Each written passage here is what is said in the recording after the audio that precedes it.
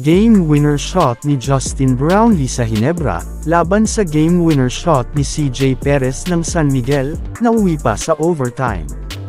Terrence Romeo take over sa overtime para maidala ang panalo para sa SMB. Game 2 ng SMB at Ginebra na kung saan nakalamang na ang Ginebra na isa sa serye. First quarter ng laban, nakapuntos agad si Justin Brownlee sa turnover ng San Miguel sa easy layup na ito. Binawi naman ito ni Junmar Fajardo sa tres, mukhang nagising na ang Kraken sa pagkakatulog mula nang manalo sa Converge.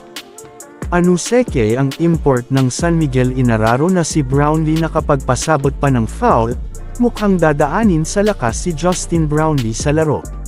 Binawian naman ito ni Justin Brownlee ng isang 3-point shot at magandang block kay CJ Perez na nagresulta sa easy 2-point layup ni Scottie Thompson. Natapos ang unang quarter na magkadikit ang score 24-22, lamang ang Ginebra Gin Kings.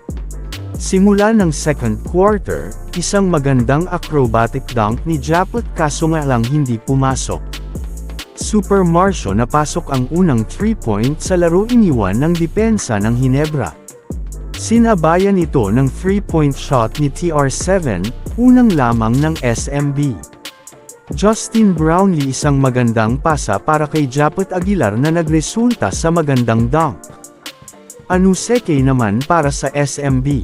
Pinasabay si Japot mula sa offensive rebound na ito, easy 2 points and 1 play.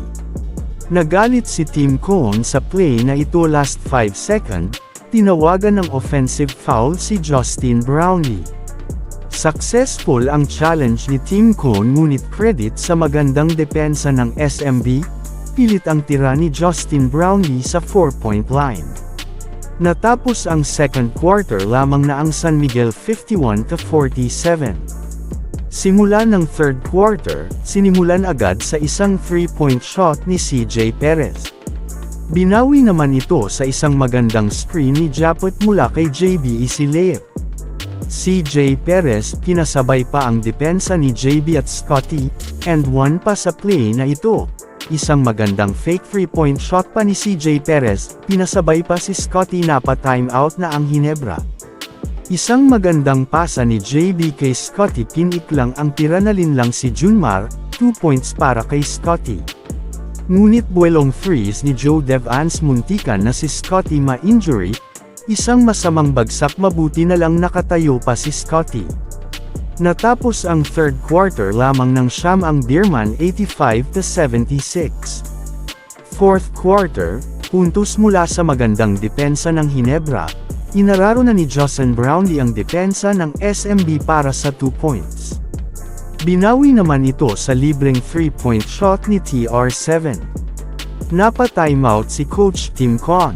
Isang magandang layup sa simula ng timeout para kay Justin Brownlee, bumitin pa sa ere, sinabayan pa ito ng isang magandang 3-point shoot sa gilid para kay Scottie para maitablaw ang lamang, napa-timeout ang SMB. After ng timeout, import ang laban, isang magandang step back 3-point ni JB mula kay Anuseke muling naibalik sa Ginebra ang lamang. Naitabla naman ito sa isang magandang layup ni CJ Perez, ngunit Justin Brownlee na naman isang acrobatic layup shot bumitin pa sa ere. Balik ang kalamangan sa Ginebra. Isang broken play after nitong mintis na layup ni Terrence, na rebound ni Super Marcio at ipinasa kay CJ Perez isang 3-point shot, balik ang kalamangan sa SMB. 2 second ang natitira sa shot clock. Last shot sa Ginebra, na foul si Ahamnis, walang kaabugbog na ipasok ang 2 free throw para mapa-overtime pa ang laro. 110 all ang score sa pagtatapos ng fourth quarter. Overtime quarter, isang magandang 3-point shot para kay Hall. Ngunit Terrence Romeo tuluyan ang naghalimaw sa overtime, isang 3-point shot at isang magandang pasa ni Junmar para kay TR7 sa 4-point line. Lamang naulit ang SMB ng 4. Napa-timeout si Tim Cohn. After ng timeout, isang magandang 3-point play ang nagawa ni Justin Brownlee na iwan pa si Junmar sa depensa. Hindi na nakabalik ang Ginebra sa lamang na ito at nanalo na ang SMB sa score na 131-125. Best player of the game si Terence Romeo with 26 points, 12 points niyan sa overtime.